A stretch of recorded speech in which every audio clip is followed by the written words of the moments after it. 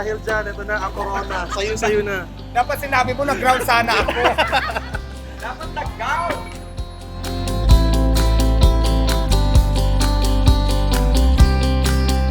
Na-surprise talaga ako kasi hindi ko alam na maagaw ko yung corona dito. Di ba nasa ulo ko na? So maraming salamat sa Exquisite Dental Center. Ayan, maraming salamat dahil napakaganda na ng ipin ko ngayon. Nagmula sa kalangitan, lumagapak sa kalupaan, narito na sa inyong harapan ang nag-iisang diwata na mukhang kawatan. Hi guys! Sa mga hindi po nakakilala sa akin, ako nga pala si Diwata, ang tunay kong pangalan ay SDO Balbuena. Anak kung saan ako ngayon ay isang business owner na ng Diwata Paris Overload na I'm 42 years old, from Samar, pumunta ng Manila para may pagsapalaran. So sa awa ng Diyos, dahil ito, negosyante na ako ngayon.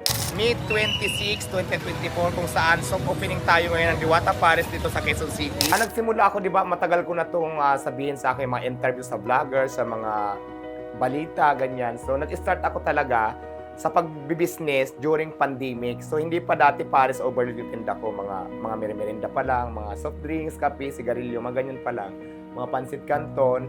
Tapos syempre habang tumatagal, ini-improve natin yung tindahan natin, nag-iipon tayo ng para lumaki yung yung tindahan.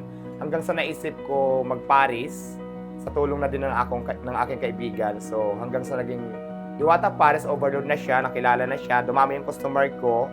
Tapos na-vlog siya, lalo pang lumakas. So hanggang ngayon, ito na po yung pinagkakitaan ko. Ito na po yung negosyo ko. Naku, ang mga struggle sa buhay, napakarami. Huwag na natin isa-isahin. Isa na doon yung nakita nyo ko sa lansangan, di ba? Sa ilalim na lang ng tulay nakatira. Pero naniniwala talaga ako na pag madiskarte ka at masipag ka, depende pa din talaga sa sarili mo kung paano mo iangat yung buhay mo. Natutunan ko talaga, gumawa ka ng tamang pamamaraan, lumabang ka ng patas at dumiskarte ka, depende yan sa'yo kung anong kaya mong i-diskarte para makaangat ka doon sa stage ng kahirapan sa buhay. According to my experience lang to, hindi basihan yung pinag-aralan para umangat sa buhay. Depende lang yan talaga sa maging diskarte natin sa sarili natin. Although na para sa akin, importante pa din talaga yung may pinag-aralan ka para mas mabilis ka matanggap sa lahat ng trabaho. Pero kung wala ka naman pinag-aralan hanggang doon ka lang, katulad sa akin, nasa tao pa din talaga kung paano mo siya iaangat yung sarili mo. So ayan, marami na siyang tao. Actually, hindi pa tayo grand opening ngayon na. Maraming salamat kasi soft opening pa lang natin, wala pa kahit tinda. So marami pa rin tao kung nakikita, puno pa rin.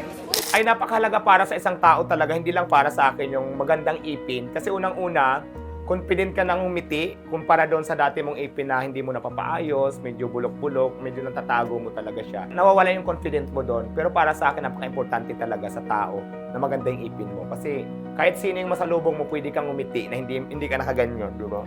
Katulad sa akin ngayon, kung dati bawat ngiti ko, nakaganon ako. Ngayon talagang malakas talagang loob ko na iharap talaga sa inyo at ipakita. Kasi alam ko maganda at confident na ako. Nakaganyan na ako ngayon, no?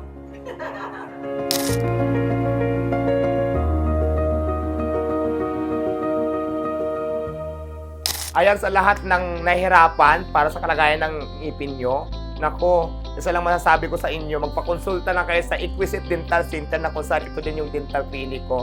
Dahil dati, di ba, katulad din ako sa inyo, ngayon confident na ako. Huwag kayong matakot magkonsulta kasi wala naman dapat ikatakot. Kaya kung ako sa inyo, kung malapit lang ang Exquisite, pumunta na kayo ngayon na.